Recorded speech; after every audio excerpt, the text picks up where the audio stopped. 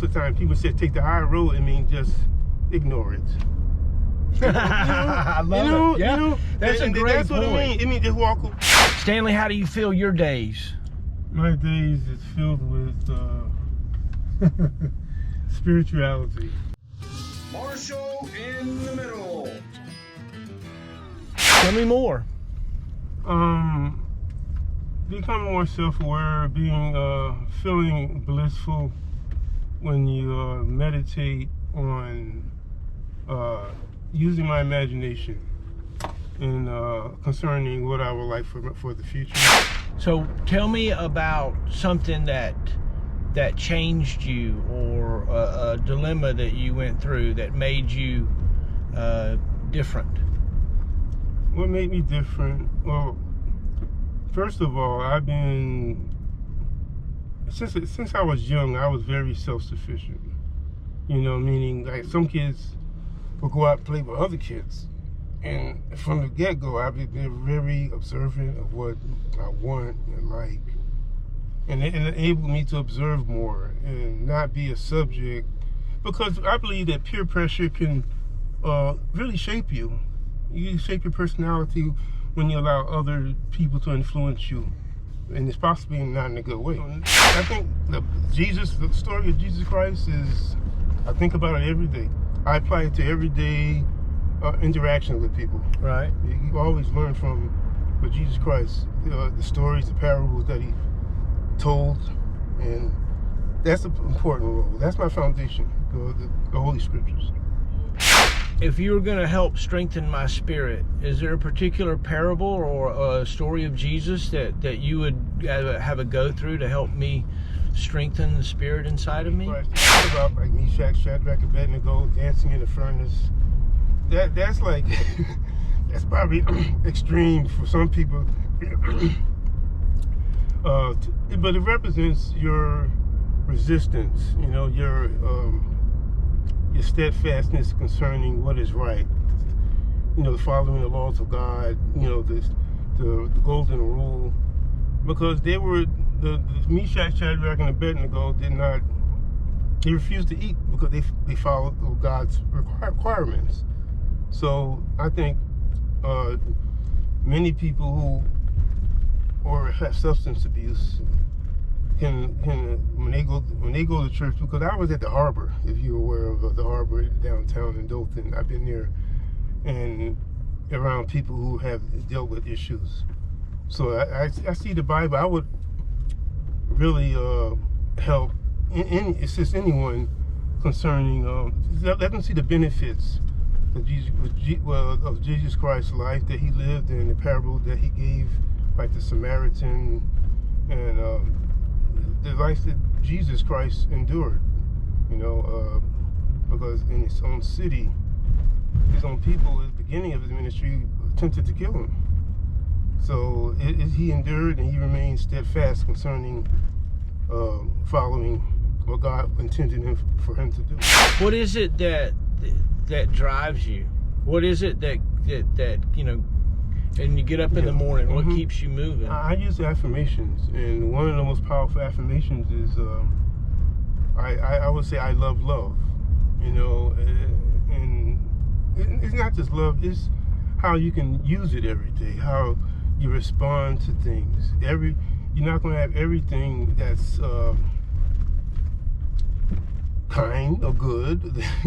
You see most of it, but some of us I think we can benefit from when we have affirmations, and once you continue to repeat statements of affirmations, it stays with you. Most of the time people say take the high road, it means just ignore it. I love it. Yeah, you know, that's a great that's point. What it means. It means just walk away. No, I'm not gonna walk away. I'm gonna smile. I'm gonna say, I'm gonna leave with how are you doing? Because I'm gonna look deeper. I'm gonna say that person, he probably shaped by his surroundings. Right. Maybe he was born. If he was switched in the hospital with another baby, he would have been with different parents. He would be a different person. Possible. Right. So that's how deep you think. Oh yes. You know, so when I think that way, every person that I see, that's my perception. Right. I look at the different babies that are born, they're not born that way. They're 2 or 3 years old kids are innocent. They're beautiful. I was sitting in front of the library and I was just getting goosebumps because I said, look at kids, look at them. They're so innocent. Amen. You know? Amen. That was us. That was all of us. We were those little children that they see the peanuts, because the peanuts are right out there. Right. Right. And so it's so much. So it accumulates when you have the affirmation. I love love, and then it shows it to you. You don't know what love is, but it reveals itself to you when you think about the greatest good for all of life. Do you feel as if you're manifesting your life appropriately? Are the things you're wanting? Are you getting? Are you in a miraculous mindset? Yeah, that's the first step that Neville Goddard mentioned. That's the foremost teaching that the lecture that he gives is about using your imagination, and you will be rich before you're rich.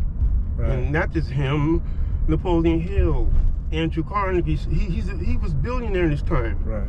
So the book Think and Grow Rich explains it thoroughly how our mind works. Right. When it's a foundation. The whole self-awareness teaching about the ones I just spoke of is a foundation, and people don't realize it's a standard. It's a standard that many people know about, but a few know about. And I think it's growing. That self-awareness of knowledge and knowing is growing. I was listening to Colin Hurd. Yeah. The other day I was listening to Joe Rogan. I'm listening to what's the guy from Great Britain? I can't ever remember. Russell Brand. Okay. Everybody's saying the same thing you're saying, Stanley. Yes, all of us right. are all saying the same thing, right? But we're so disconnected though in our message, right? It's like those of us that have a unity message, when it gets out, we end up sounding almost kooky when it comes out for mainstream. But there's so many of us now, and you're one more that is just saying the same things as you think you are. If you decide to be happy, guess what? You can figure it out enough to be happy. Emotional, and I said, wow. And that's what's missing. I mean, we could just, not only missing, it's just people, our time is, we are at 9 to 5. People don't have a lot of time to go inward, because the knowledge everything I'm speaking about is inward. Right. What I learned from what the teachings of Think and Grow Rich is inward. Every person that I just mentioned, they speak. You cannot discover anything if you don't have time. Teaching them in increments based on what people can absorb. It's just like a meal. They're not going to sit down and consume the whole meal, because the time. What I mean about it is absorbing, and the mind absorbing and retaining, because the mind cannot retain it if it's so much accumulation. So if I'm going to give a lecture, I'm going to give them just a meaty portion. I think this is what it's like. It's like looking at a door and love is written on it, and it's inside you're going to find love, right? And when you get inside, it is the Holy Scriptures. In the mind of Christ, when he was standing there, when Pilate said, don't you know that you could die right now, I could have you killed, or I can have you free. He said, you can only do what is allowed to you for you to do from above. Right. Right. So there's a lot of conviction in the story of the Bible that can help us believe. Stanley, what's your full name and date of birth? My date of birth? Okay. September 13, 1967. I was born in 941. I was born Stanley Demetrius Walker. Yeah. What city? New York City. Yeah. I'm proud to know you. I am enjoying this talk. Yeah. And Craig, thank you so much. I look. Yeah. There are not many people that are competent and willing to talk about spirituality the way that we're trying to do it, and I appreciate it. I love it. I love it. I love you. I love Craig. And I promise you that if we allow our minds to join on things of importance like this, they will. We can get together. We can find that love that is very close, right? It's always there to reach out for and to see. My grandma taught me those lessons. Tell me, Stanley Demetrius Walker. It's Jackson now. It had changed. Yeah? Yeah. Back in 92 or 93. You changed your name? Yeah, to my biological father. My biological father's last name. So I said, let me just. That's a very cool thing. Basically, you feel as if you took back your biological self. Yeah. Yeah. I just. Yeah. We bring ourselves up, from whatever we're brought up from, and we show up in a way that at least at this level we don't always fully understand, right? Yeah. I think somehow way back when, before we realized that we chose this somehow, we signed up for this, and have a known role that we've got to play. We know deep down inside that we have a mission. Yeah. Jesus knew he had a mission. Most people will tell you at the end of their life, if you talk to them, that they do feel as if there was a purpose here. Again, most folks don't really know what it is, but a lot of the most successful people will say they followed the Spirit, right? There's no other thing to do but follow the Spirit.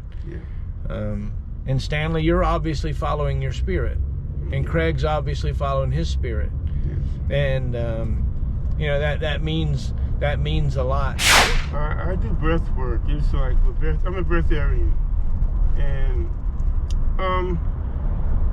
I think the energy work, your energy has a powerful effect on. It's like it does a lot for the environment and being around people, and I think that's why I need to be around people more because your presence has a powerful effect on lives, many lives. If you've been to the harbor before and been to their services and stuff, you go on Wednesday night sometimes. And I remember getting up and clapping and singing, and when we enjoy life, it's just like him.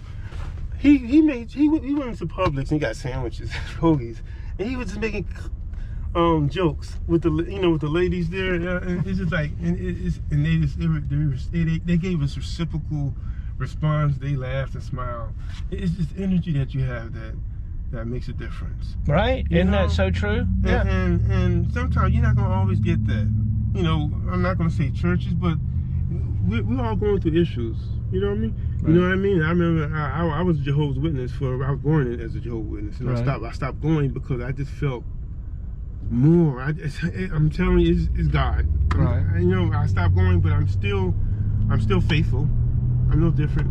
But my point is, the energy that we have, and our love that we express, can have a very powerful impact.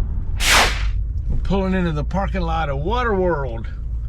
Yeah. That was when I was a kid. Okay. They built this, so I was a youngster when all the water park and all this place out here was built. This used to be the old Dothan Airport. I make videos of it for my drone channel. Okay. Oh, you have a channel? Yeah. So I have several YouTube channels. Wow. Several. Wow. I have one that we're doing a video for right now. It's right here, called Marshall in the Middle, Heroes I Know, and you are one of my heroes that I know. Wonderful. And so we're doing that right now. Wonderful. And obviously Craig is a hero I know, and he's going to have a full interview coming along soon, and you will have a full interview coming soon. But this is just a little partial thing, I'm sure. And I also have one called All American Adventures. I just published, matter of fact, that's why I was late. I lost track of time publishing a video about my visit with the Alabama game warden. Okay. And the legalities of flying a drone and recovering deer and stuff. Oh, okay. And so, it's neat to know that I've got a certain number of audience watching that particular video right now while we're driving around.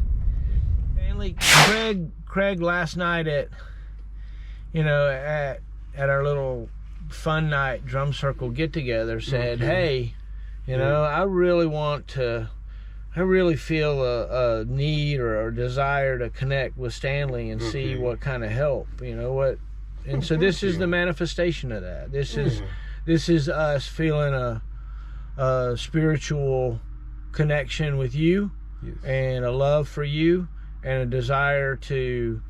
I ain't like you can look at it and say, I don't need help. I'm just happy as can be, right? And so, but also maybe it is for help. Maybe you do need. I don't know, right? I'm not gonna assume, but I'll tell you this, and I don't speak for Craig, but I think I am. We love you, and we're excited that we've met you, and when I believe at every level you don't connect with other humans by chance, right? You know what I mean? You don't, if you will allow the miracles to appear, then they show up, right? I see it as synchronicities. That's what I've experienced. Yeah.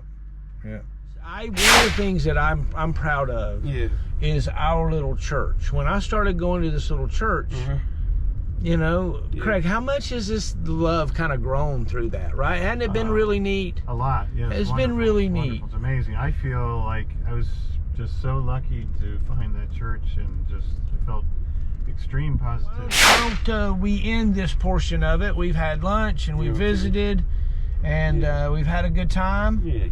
And you dropped me off by the library. Drop Stanley off wherever he wants to be dropped off, and we'll give big hugs and handshakes and smiles, and bid adieu until the next time. My heart just feels so full. I've just had a great time. I'm serious, Stanley. You really touch me. Your spirit touches me. Well, thank you. And you touch me as well. And I really appreciate you and Craig, reaching out and helping me. Thank you. I don't have any clue you need any help at all, but I know that Craig said he wanted to try to help, and there's a lot of honor in that to me. It really means a lot to me. Yeah, it does to me as well. If you park right here. Here? Yeah, so I can sit in the back. Bench. All right.